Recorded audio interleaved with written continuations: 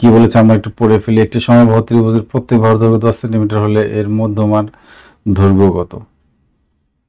তাহলে এই যে সমবাহু ত্রিভুজ এবং এই যে মধ্যবিন্দু যদি আমরা যোগ করি তাহলে এটা হবে মধ্যমা। সমবাহু ত্রিভুজ তো এই জন্য মধ্যমা আর উচ্চতা একই হবে সমবাহু ত্রিভুজ হওয়ার কারণে। তাহলে আসলে এখানে উচ্চতা চেয়েছে, প্রত্যেক বাহুর দৈর্ঘ্য 10, তাহলে এটা 10, এটা 10, এটা 10 আর এটুকু হবে 10, 10 এর অর্ধেক 5।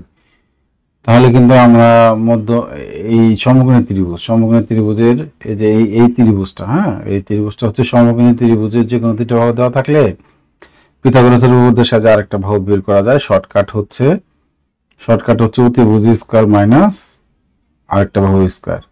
তাহলে 10 স্কয়ার 100 মাইনাস 5 স্কয়ার 25, তাহলে √75। 75 কে আবার লেখা যায় 25 ইন্টু 3। 25 কে যেহেতু বর্গমূল করা যায়, পূর্ণবর্গ সংখ্যা গুণাকারে প্রকাশ করতে হবে। 3 25 75, তাহলে 5√3। 25 ইন্টু 3 লেখা যায়, 25 কে রুট করলে এটা রুটের বাইরে আসবে 5।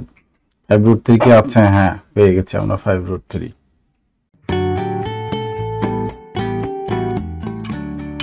গণিত ক্লাস।